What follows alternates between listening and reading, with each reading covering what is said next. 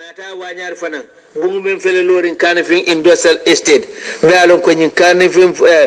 kanila family farm wolle bije a fele banjul silaba kan doron ko fana ya soto jamme ya tanu jamme ko jammele tamote ya jammele tamo fananti anim fanan maintenance service garage men ya lonko about la kilometer men num men tamate ka fayam bay njay and sons o fanay ka maintenance service le kije o fanam ko AMRC ning kanila family farm ya di wala ya di commission nata moy fanan ya jamme keno sang me ya lonko baba jobule tamu san kodo la menta da fodal si million lulu to momenna e ko momod fofana anin kanila family farm wolle adinu hanabi ate ASP balde ako baba jobula korda do fele ko to wes o fana ya jamme jeta ko dilolem men sotata teni ya jamme nin tide jayte jobu tema baba jobula muso men wo ko ya forcele pour que odula wa fama ASP delo balde nata itandi fanan ko de keno do fanan jele adum fanan ko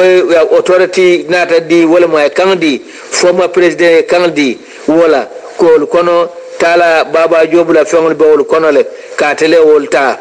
hanabi atele o kandi pour e wolta abe cede ala fanan kenol me alonko e be KMC balde ni tandi commission la de kudo fanan bije me alo ya jamel tamu a fele opposite kotu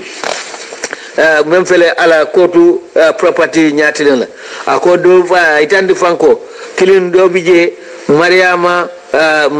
Marian Omar Salla walta modulati ko yow di baba jobula bare natawo korda ko baba jobule je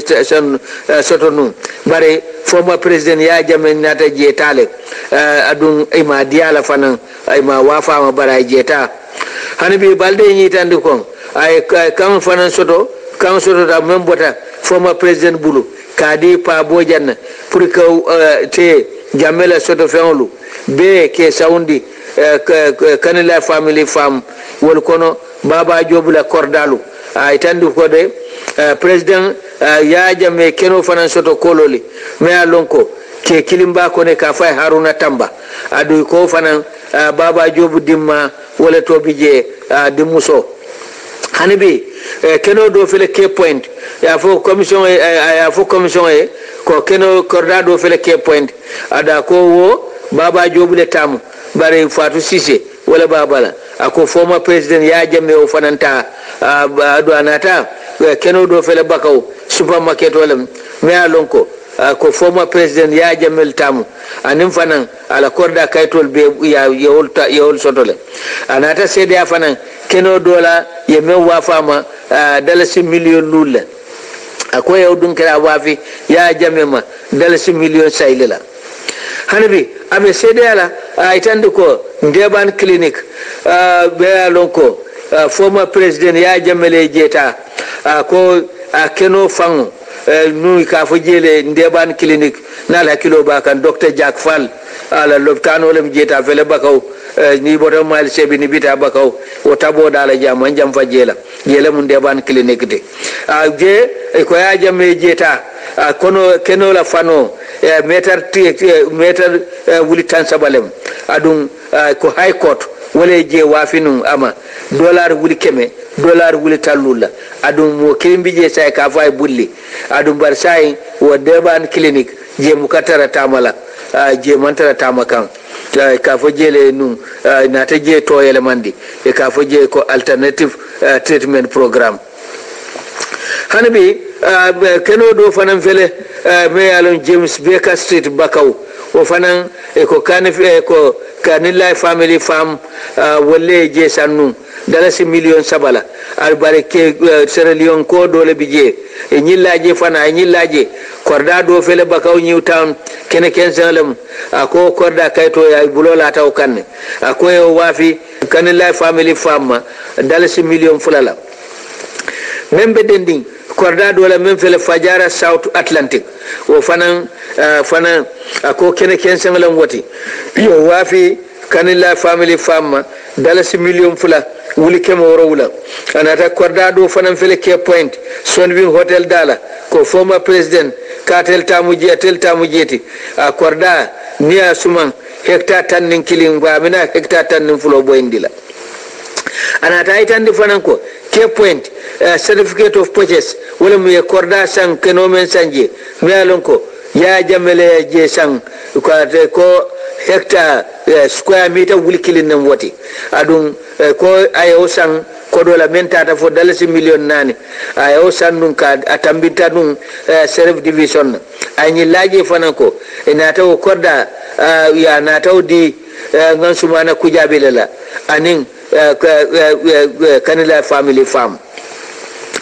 Mr. Balde anata commission kalam tande ko former president ya jamme ay keno do fanan so the Cape Point ye me alonko abama ajaratu fatu asombi bojang wala tobo karda kay to bala akoyo sang membulu wala mu Ismaila Kaba Sambute ada me square meter wuli killing square meter kemelulu akeno la fano asede ata fananko kenedo korda do fele me alon ko ya jamele tamu ya di Abdou Hassan Karela adu menta mati wala baba jobti ko bari ya jame nata jetale anata inata je yirwandi adu sayum ko molle bo korda fankono fan watambole kaytolu be melbe dendi wo kordalla me ko ya jamele tamuiti ye tenda wala mu ye marke ye tambe iketa jane commission bulu sedoti hanbi abe senendir ke kan kombo south anin kombo east ya jame tamu fangol mentije kordal mentije mba kenolu ay tande ko nyambay forest property me alon ko ya jamel tamu o ko num men tamu jeti e ka fayne Dr. Henry Peters me inata wafi kanila family farm inata saundi ya jamme tola sifo garden property sedo yin sede commission to ko Alhaji Malik Demba wala ya dinum former president ya jamela ako fele bada borindo seaside je ako bari ma fensi ma sansan anyi laje fanan ko gunjur fanan ay keno soto je me ko ya jamele tamu yo sansan wo korda jamfo kabo birim Medina Salam fokata fo gunjuru wo keno fanan ko ya sansan ne ko ya jamel tamu fananti balde cende yata fanan ko wanyar ko Medina Salam ay lado soto je me ko ya jamele tamu me ngata je kumpa bo ako ka fangle tata woto kumpa bo anata la fo itandi wala bar sate mod manna lafi shay manna lafi man pare ke je diala bar anata kodo bondi ay kodo dila ay jeta anata ni itandi fanan ko former president ya jamme ay keno la soto fanan sambuya ada ni itandi ko ay kudla do fanan soto sanyan karaba former president ya jamme katel tamolti claim to be the honor e ka ko ya jamile tamodul al fananti keno do fanan fele itandi e ka foda me scan Gambia Santamba men fele sanyan ani sanyan kuare kata tanje Riverside property tanje bada borindo anin dula do fele Kombo South ko fanan ay molla kordal le boyje ay jeta ko ya jamile tamodul al beti fana ay tandi anabi abe jane commission nyatili wala akamanta silala ako there was no due process when the land was acquired, says DG Gambia Tourism Board. Akamanta silala me alon ko tonyalam pour kenol sotota nyamin Director General member Gambia Tourism Board ya fo jane commission to Abdullahi Haidara Director General member Gambia Tourism Board arabalung afanan nata wanyaroke jane commission nyatiringla ko manta silala former president ya jamme ayo kenolu ta nyamin bijilo kisisralu sayin be koli tandikan mel yalon ko kisisral membe sutiyaring jane commission la wolbe cede kan adi be kodolu bana kenol fana itandi kanen kordalu me alonko ate former president ya jamme atele aburola wolkan dinkral to meli alonko lebe kombo south anin kombo north kenol me alonko former president ya jamme yeta kombo south banko kan atata fo dula tan anin sai kombo north asiata dula tan anin worowlati kenol ay menta je tumomena alfal melbe Department of Lands and Physical Planning wala ya CDA PowerPoint wala nibe ka danke ne yandi le ka CDA safer fento anin kaytolto ka itandi jane commission la atamu dulal menti ye wol mapol itandi le ASP Delo Balde hani bi abe CDA la koteke jane commission nyatin la ako former president ay keno soto jamburu me ko wandi bo janne adiala anin sato alfal melbe jamburu hanibi kene do fele men fele kombo north director general membe Gambia Tourism Board itandi kode commission ni itandi commission la de jane commission ko ala protocol kabo plot 4 fukata fo plot 14 kabo plot nani njang kata fo plot tang ani nani njang mel be ako kenol be abe tourism development area wala mu yeje fankanta pour tourisol la yirwa ko mba hotelolu nyanta lola jele akol bebe wala kotonu keno me alonko afele mba dunki korda men fele burfut Ghana town afele silaba kan ASP Delo Balde afo ako yo korda to safe yemen to safa je wala mu aja asombi bojam me alonko ya jame bama ko dum fanan me adi ayota adon ko wo korda miya suma metarola atata fo square meter wuli killing keme kilim mo ani woro ASP Balde o nyawnya ko imango korda kaytoje na man kala sketch plan wala mapo me yadada akorda be load lamento wo kayto yow jele men nata hanbi ala kene kotan me ngwanyarta jane commission nyatina wala mu kerda men fele burfut Madina dame yalonko iko ya jamme jeta ado ayo kanin sate nyaton kolle bulu ko je diala hanibi keno do fele me ala be burfut sane menteren aman jamfa saratin hotel la o fana hectare tan nin killing mina anin men siata 3/4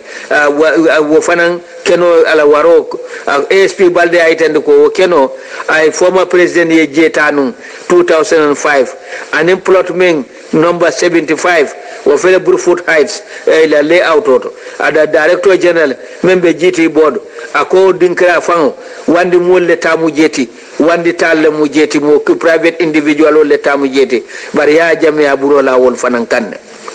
Burfoot football baye ASP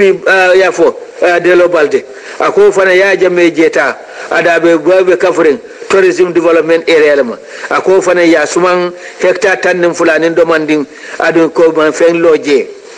Burfoot former CSC campus anen Burfoot fish landing site wala Burfoot badala kunum ke sembe damen anen Burfoot CSC woto fana iko ya jame jetale Delo Balde yafo ako CSC camp ako follow me je soto wala Ismaila Kaba Sambuti men nata wakeno ci di ya jamela ko ya jos ya bulsa wala le anim fanan nyemuta dinkra me alonko nyewul ke kulun ke sembe je Burfoot badala o fane ko je lisa ya jamela ma abe se wanyari ya jamela fengolu akode ako anata dula do fanan soto la do fanan fela bulu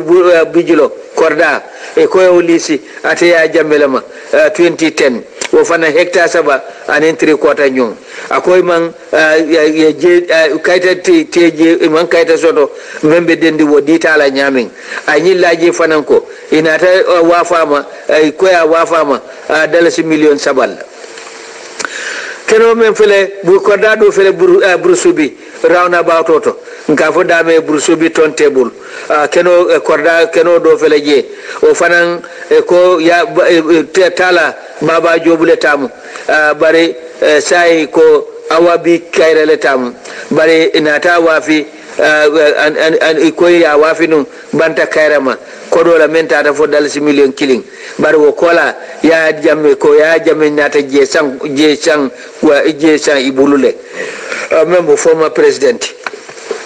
hanabi yundum banjulundin garden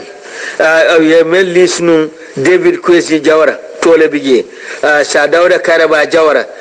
ko wala ya di wala ya di Kanila family formula hanabi membe dending ate former president ya jamela kordal la nin kenolu taren SP Balde ay tandiko former president ya jamme ay kene soto Banjul International Airport me alon ko hectare tawor hectare kononto do demanding adasta hectare tawor wala menna mam fensi akobare kayta tije me o sede ako former president tamu jeti imar record soto ala ka foko o kaytol ya sede ako atele atala mu jeti ASP Balde ay ni tan commission la de former president ya jamme ay cordado finanso de kersering me alon ko baba jomule tamu jeti ako bari membe sirin je sai e ka fayne Modou Camara ay ni tan ko ayo kenota baba jobule bulu ko former president ya jamme o kenota kordata baba jobule bulu adi man kayta soto me o se kayta tije man kayta soto o kordala ko to fan yara Bamba housing estate bande ya wanyar ko ya jamme ay kene lulle soto je korda lulle soto je me ya lonko ya di Kanila family formula adun e ko Taf Holding wala je dila adun chief executive officer membe Taf Holding Mustafa Njai aya dankene yandi ko kisislale ko former president ya jamme wala sojarul kinun je adun akawya wafama dia ku ya nin ko mu dal su wuri kemi fulala kili wakile kaya wafama wala sukuta property keno men fele sukuta ay tandi ko yo lisnu lawyer Edward Gomez lema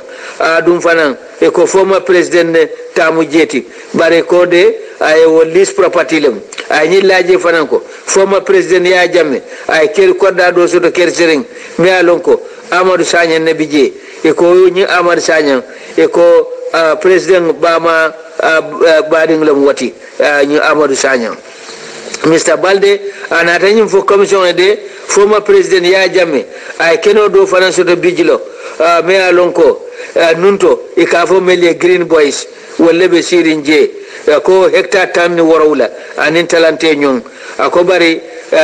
korda kayto o soto jele adum fanan jele mudlati e ka me home of medical mission ko wolle bije badanglu nyilemu commission of inquiry jane commission sita men kunna nyillo kun tambila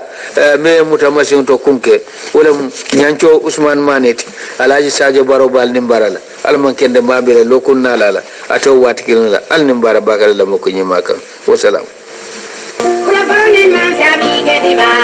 mishinata ta jane commission nyillo kun kono menkeda assistant superintendent Delo Balde mi alon ko abe investigator kono mi alon jane commission e melta pour que kiskis roke ya jamele kenol ni soto fen la taring wala cdata jane commission nyatina wala assistant superintendent Delo Balde membe Gambia police force tenelung findita jane commission nyatina la aya wanyar kene jamalo anin korda jamal mi alon ko nim former president ya jamele ta mbatele ta moiting ASP Balde ya samandi membe dending former president ya jammela sodo fengolla nyi tandi fanko de former president ya jamme teleta mu kordati memfe number 17A Hagan State Banjunu adum koyo wafama dalasi million fulani talante nyonna adum fanan teleta mu number 78A Hagan State kordati ani 78B Hagan State kordati me ya wafi atepe ya jamme adum fanan hanibi do ko tawol fanan tuta jele ko wokordato mi alonko imol wa fama hanibi ate soto fengo mi alonko wala mu kordata membe 26 Bokul State Banjunu nyi tande ko e mala karda kayto soto bare ya transfer menna bara ya tande ko men tamu jeti nun wala mu Ibrahima e Sambati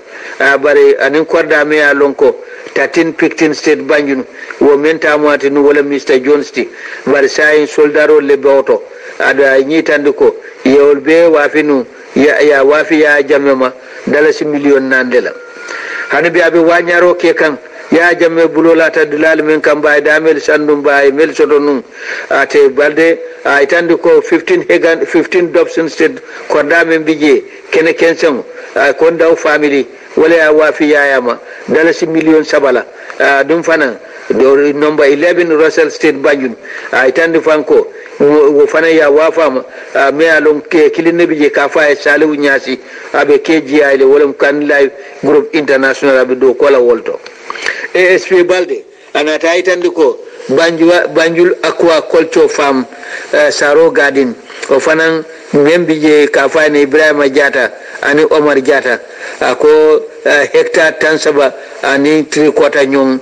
don ko de imang nye muta dinkra taraje de mbay man fis project taraje ka fu ko dalol taraje nyewol be men kono hani akwa keno be ya yirwandi men wala mu yirolti adum bun kono sabo bijele me alon ko bata ya ke officialti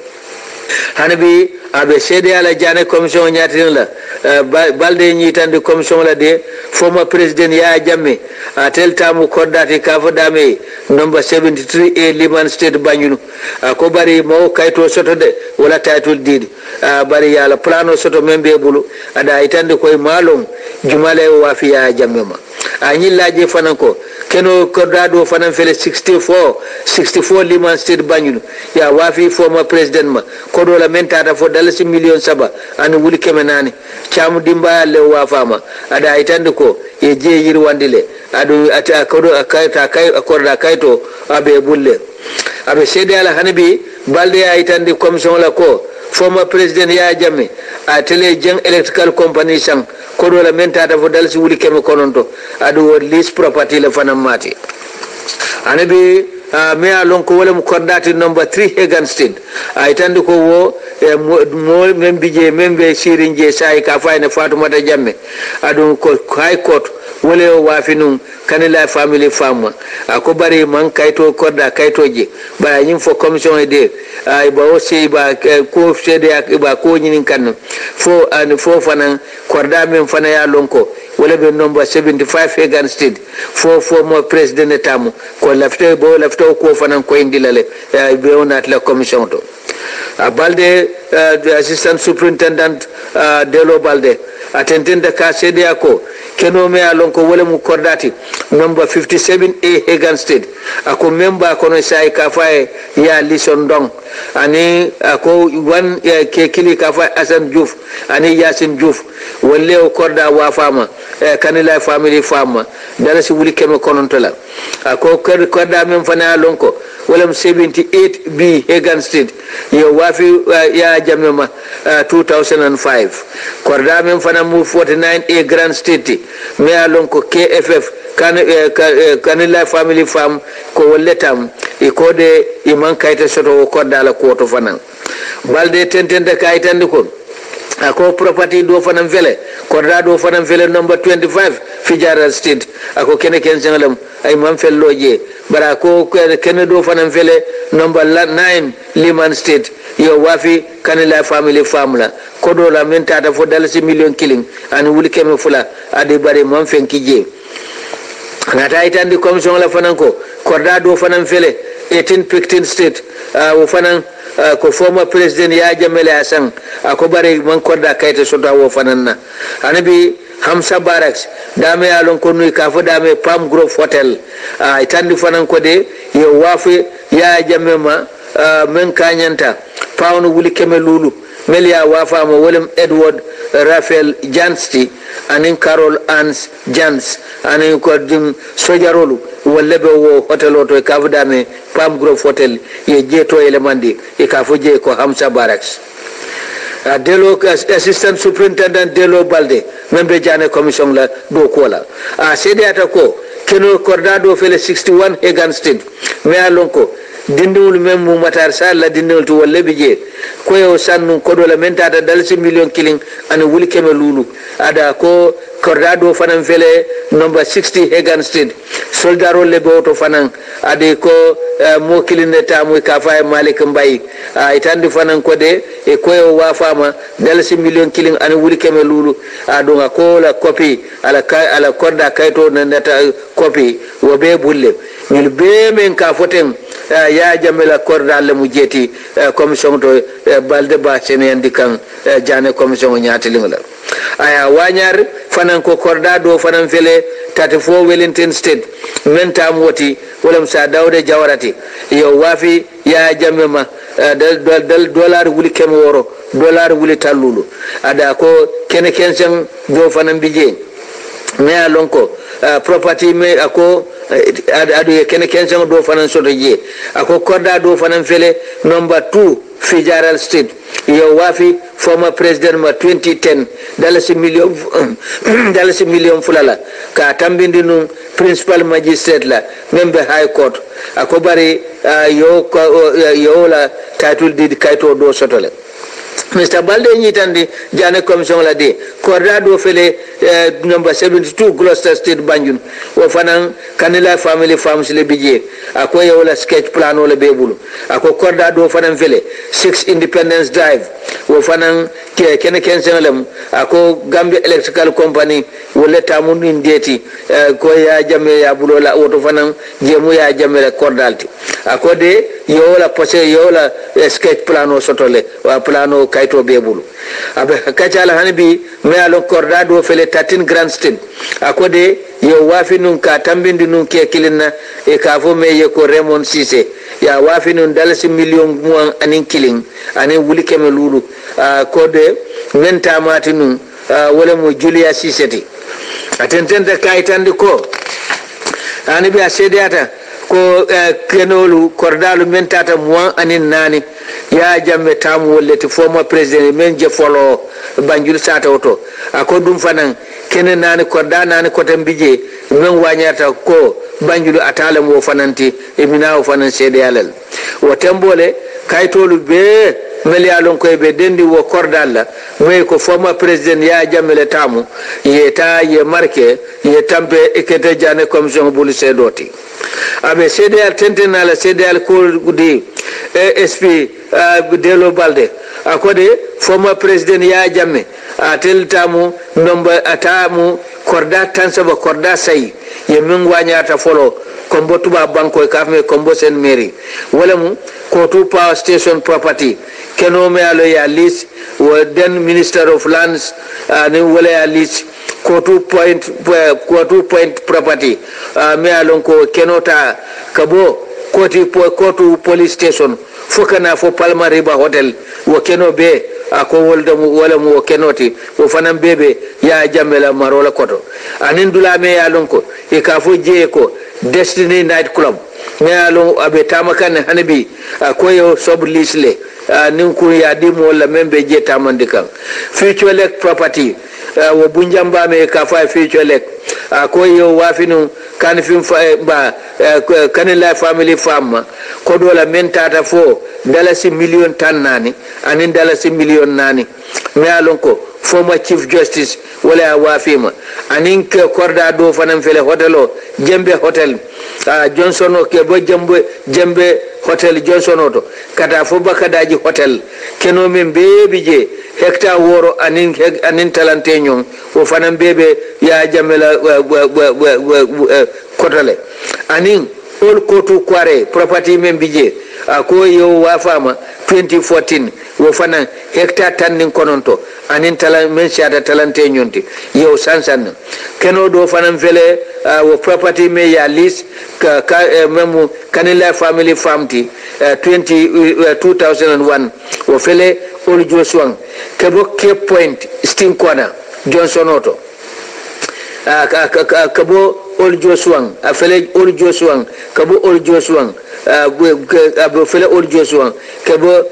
Cape Point Steam Corner Johnson Auto kata wo fanan hectare keme hectare saba wo keno adin property do fanan fele keno do fele mile 7 me ko ya lisle wo fanan hectare killing anin kota nyong dum fanan mentata anim fanan fajara water tank ya keno do fanan so reje korda do so reje ko wafama 2009 o fanan ya list former secretary of state Ismaila Sambu wala ya list nun o fanan ya sansan number 72 Karaba Benyu korda do bije yo fanan yirwande bak yo wafama e ko IB job wala wafama dol kaf meyi job dollar bari melta mo kenoti wol ko wo keno o korda soto nyamen amanta silala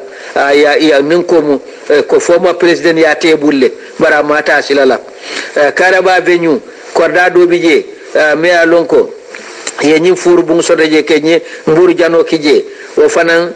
ko me ya wafi ma wolam alaji mari jaganati e ko keno mem fanan fele 16 Karaba Venue Alliance Franco nyatiling la o fanan e ko men ta mu jeti wolam Edward Joinati anin fajara M section korda do fanan bije me alonko e ko Gambia Baptist Mission wala wa fama 2015 ko do la men ta fo dalasi million lulu korda do fele fajara M section o fana ko Suleiman Sole tamu anin fajara M section korda do fana bije men fele Standard Chartered House bala o fana kensen bije men tata hectare square meter wool killing square meter sai keme sai square meter wool killing square meter keme sai ko be ya jammel ka tamu wol bet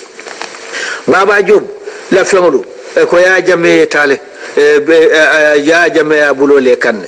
ASP Delo Balde talatalum anata jane commission nyatilna ka kibarol me yi tandiko Baba Job la soto fengolu former president ya jamme tale ay busa lale Mr Balde atelemu police investigating team wala police investigating team membe jane commission koto aba sene aba sede kan soto fengolu me alonko kenol me alon kordalo me alonko ya jammele tamu itinun alfalu melialon ko lebe Department of Lands and Surveys kata physical planning Gambia Tourism Board wal farannata ke senendirke kenu anin ko wanyarke korda kotamulla melialon ko ya jammele tamu iti be senendirke kan melialon ko asenata bake kaf me PowerPoint melialon ko bunjajane le o kayto di itandi itandirke kene men siata korda taluluti mealon ko former president ya jamel tamuiti anala business enterprise memo kanila family farm ti ala mi business enterprise men akay kanila family farm ani men ya lonko ay kodal men soto kanafin municipal council ani west coast tundoto kwa siata korda taluluti ya jamel tamu melti anala kanila family farm